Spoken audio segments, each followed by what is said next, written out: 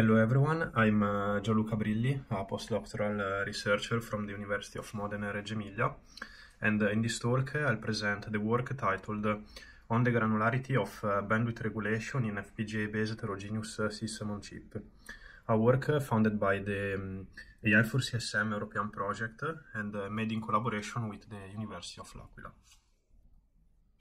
Modern cyber-physical systems, like for example autonomous cars or drones, integrate a lot of complex applications, like for example localization and perception, applications that are deployed to the same hardware device. These applications not only require for high computing power and dedicated accelerators to be executed with an adequate performance, but also imposes several constraints in terms of the task execution time. Commercial off-the-shelf heterogeneous systems integrate an increasing number of computing engines, like for example multi-core CPUs, dedicated accelerators, FPGAs, and also GPGPUs.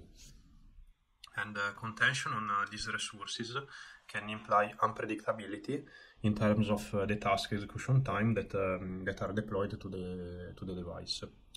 And for example, regarding the multi-core CPUs, a source of interference could be the shared level caches. But in our case, we target a system that is composed of a multi-core CPU and the main memory. And in this case, the main source of contention is the main memory. In fact, a recent work proposed in literature showed that a task subject to memory interference can be 16 times slower compared to the case without interference when there are multiple memory-intensive accelerators that are deployed to the device.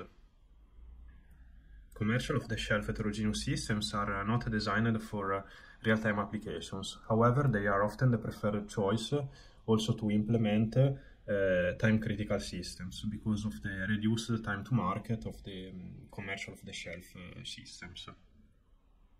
There are different approaches and techniques to mitigate such interference. One of these is to derive accurate bounds on the task execution time, taking also into account for the memory interference. But there are some limitations with these approaches because it's difficult to derive an accurate bound because the hardware on this type of system is just too complex, and working under the assumption of safe bounds could be too pessimistic in terms of memory parallelism. Another approach is to deploy some PREM-like approaches where PREM stands for Predictable Execution Model, which is a model where a task is subdivided into memory and compute phases, and only one memory phase at a time can be scheduled to access the main memory. In this case, the memory interference is solved, and this approach is very effective for commercial off-the-shelf platforms because it does not require any type of hardware modifications. However, there are problems in terms of memory bandwidth underutilization. Another approach that we used for this work is to deploy some runtime bandwidth regulators on the target platform. Here we can mitigate the memory interference of a critical task and at the same time mitigating the memory interference and at the same time improving the overall memory bandwidth utilization. Runtime bandwidth regulators can be designed using a monitoring and throttling control loop, like for example this one that is reported in this slide, that is composed of 4 main phases, where the most important are the monitoring phase, where the target bus is monitored, the bus to the main memory. Then monitoring information is retrieved and used during the analyze and plan phases, where the new throttling factor is computed.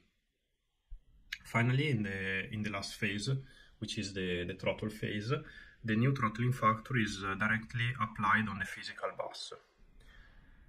And to implement the monitoring and throttling control loop, we used the formula that is reported on the right in this slide, where the first term represents a QS parameter, which is an input of the bandwidth regulator, and the quality of the QS, the quality of service, is quantified with the THR parameter.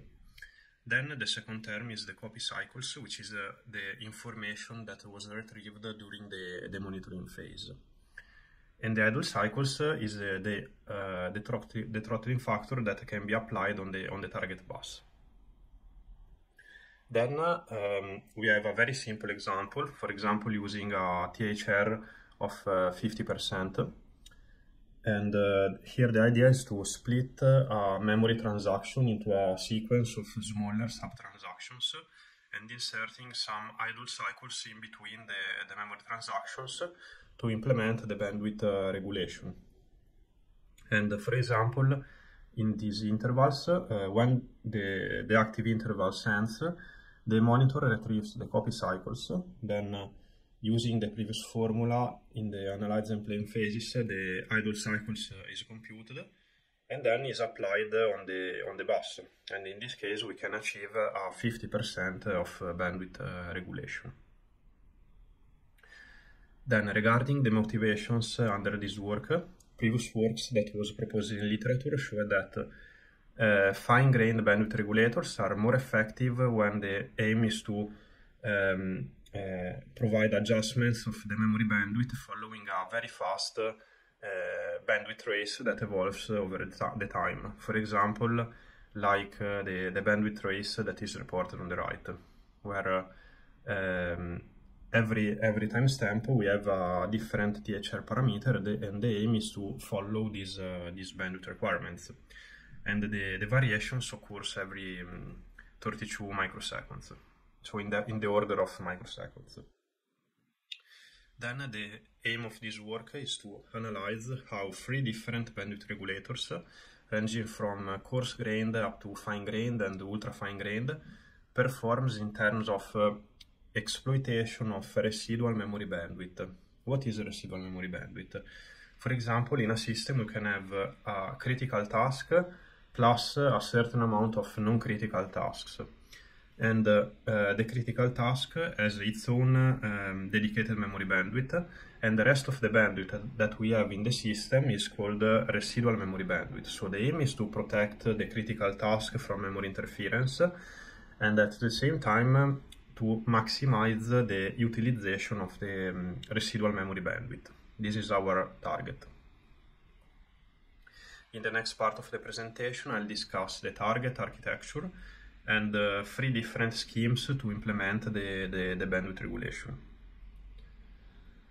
So we target a generic FPGA-based heterogeneous system, like the one that is reported in this slide. And this type of systems follow a standard template where a multi-core CPU, also called host, is coupled with an FPGA fabric. And we target a very generic template to deploy accelerators, like the one that is highlighted in red in this slide, where in addition to the data path of the engine, there is also a local memory, a DMA engine, which is an interface between the local memory and the main memory, and it can perform memory transactions using a very high memory bandwidth. Then we have also a small core, a small control core that is implemented in FPGA and integrated inside the cluster. The aim of the soft core is to control the data path of the engine and also the DMA engine, and it can control the entire cluster. And this very generic template based on a soft core is widely adopted also in literature. In fact, there are several works that adopt this template, and for example, these 2 that are reported in this slide. And regarding the memory bandwidth regulation, there are different techniques to deploy a bandwidth regulator on a commercial off-the-shelf system.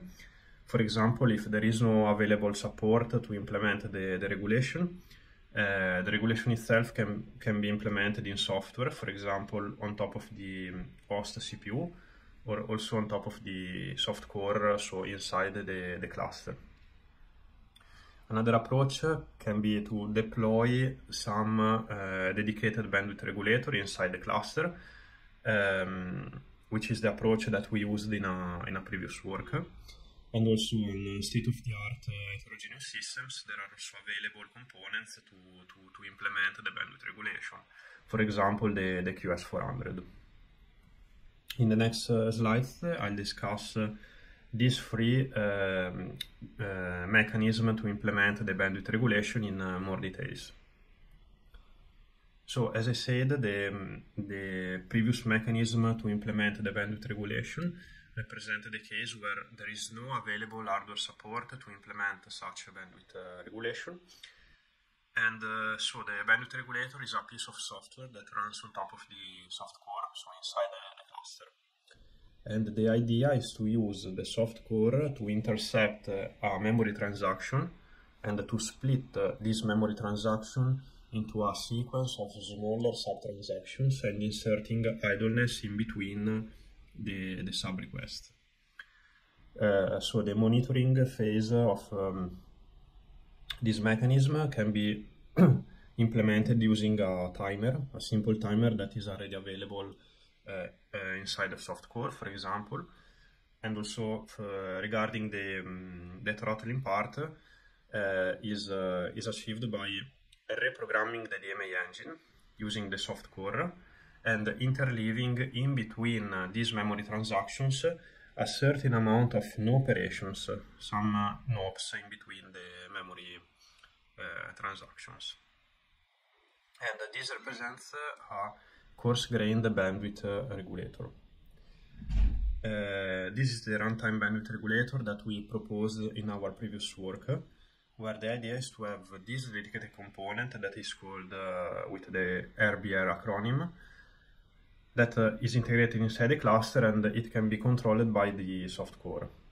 So the RBR has its internal monitor that can monitor the activity of the DMA engine, and a throttler that, based on a QS parameter and on the information retrieved by the monitor, can control the bandwidth of the entire cluster. And it's also important to remark that the granularity of the RBR can be configured in software, and this represents a fine-grained bandwidth regulator. Then another approach to implement a bandwidth regulation is to use a component that is already available inside the platform, an hardware component. And for example, of new heterogeneous systems, there is the ARM Core Link QS400 that can be used, for example, from the host CPU using, for example, an ARM Cortex R5. So we,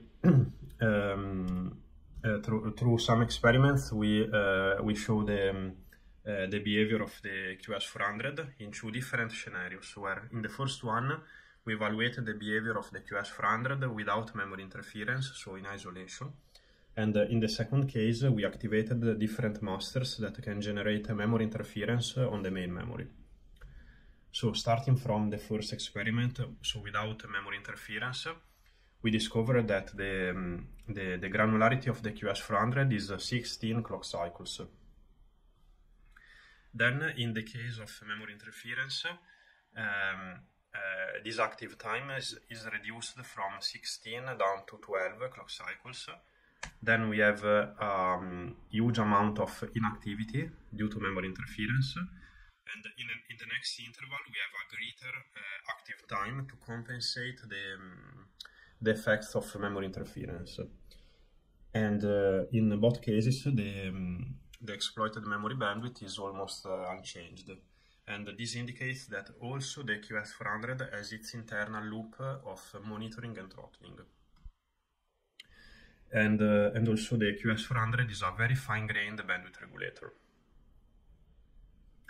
In this slide, I report a comparison of the three different techniques in terms of their regulation granularity. So starting from the QS400, which is the finest one, down up to the coarsest one, which is the software DMA. So as I said, the QS400 has a granularity of 16 clock cycles. Then we have our RBR, which was configured with 96 clock cycles of granularity. And the software DMA, its granularity is more than 700 clock cycles to reprogram the DMA engine, plus 128 clock cycles that are needed to transfer a sub-memory transaction. Then in the final part of the presentation, I'll discuss our experimental results that was evaluated on Xilinx Zinc Ultrascale Plus, which is our reference platform. So the idea of our experiments is reported in this slide, where in this figure the black plot reports the slowdown of a critical task that was deployed on a CPU core. Then we increase the throttling factor of the FPGA that is reported on the x-axis. So from left to right, the FPGA bandwidth will increase, and the pink area is the FPGA memory bandwidth that was measured using a dedicated monitor.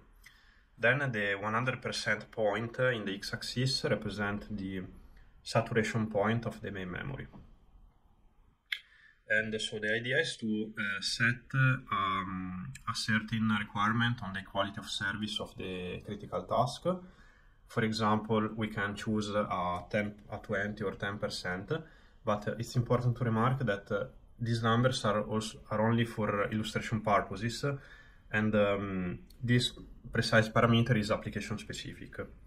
So for example, we can set a maximum 20% of slowdown on the task execution time. Then we consider the intersection point between the horizontal line that represent the requirement and the slowdown curve projected to the pink area. And in this case, we have a bandwidth value of the FPGA. For example, in this case, we have 4.5 GB per second. And this represents the amount of residual memory bandwidth that can be exploited by the FPGA, still meeting the performance requirement of the critical task. This is the idea. Then in this slide I report basically the same idea, but evaluated on a real benchmark. In this case we evaluated a synthetic benchmark that performs only L2 cache read misses, and every point in the graph represents an average of 100 runs. On the x-axis we have an increasing throttling factor of the FPGA, and the pink area is the measured memory bandwidth. And from left to right we have QS400, the RBR, and the software DMA. So also in this case we set two different QS requirements for the CPU. So starting from a maximum 10% increase in execution time, we can observe that in this case the coarsest grained regulator, which is the software DMA, can exploit more memory bandwidth compared to finer bandwidth regulators. Then we try a different QS requirement, for example a 20%. In this case we can observe that the RBR and the software DMA performs almost equally, and the exploitation of memory bandwidth in this case is greater compared to the QS400.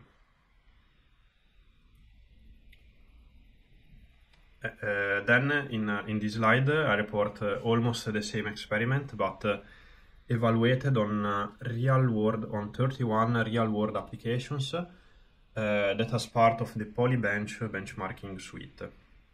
And in this case the experiments are presented in a more compact way. So on the graph on the left I report the results for the 10% maximum increase in slowdown, so a QS requirement of 10%, and on the right the figure is referred to QS requirement of 20%. And the bars reports the FPGA memory bandwidth still meeting the performance requirement of the CPU. and the colors of the bars refer to the three different techniques. Here the interesting fact is that there exist some benchmarks, for example this benchmark here, where the residual memory bandwidth is greater when the bandwidth regulator is the coarsest one. For example, in this case, the gray curve is referred to the software DMA.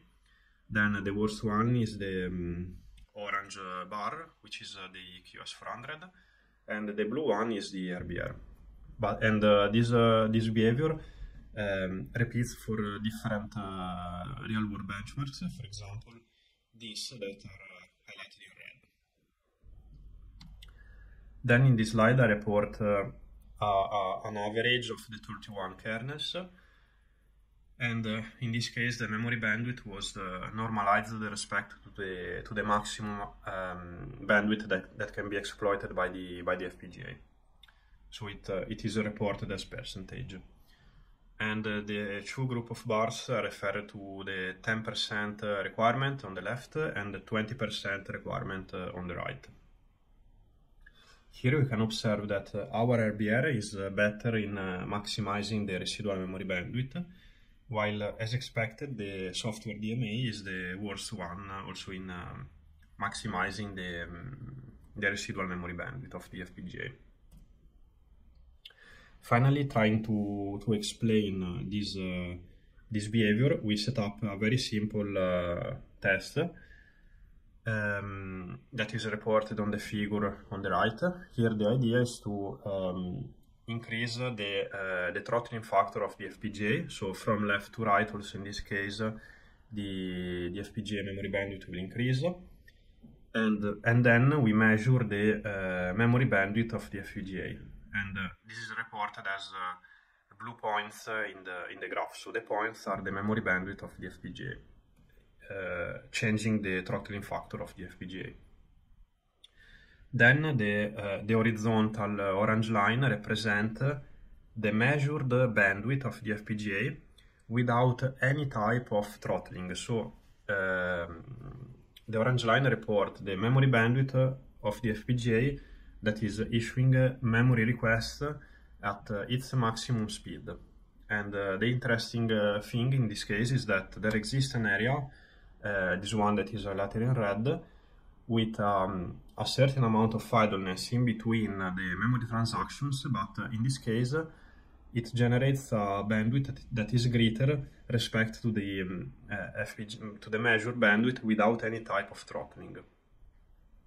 And this suggests that inserting some idleness in between memory transactions help to improve the overall memory bandwidth of the FPGA. So to conclude the talk and highlighting the future works, as I said, fine-grained QS regulators are better if the aim is to precisely follow a bandwidth race that evolves very quickly over the time. And the aim of this work was to evaluate how the granularity of bandwidth regulators will impact in terms of the exploitation of the residual memory bandwidth.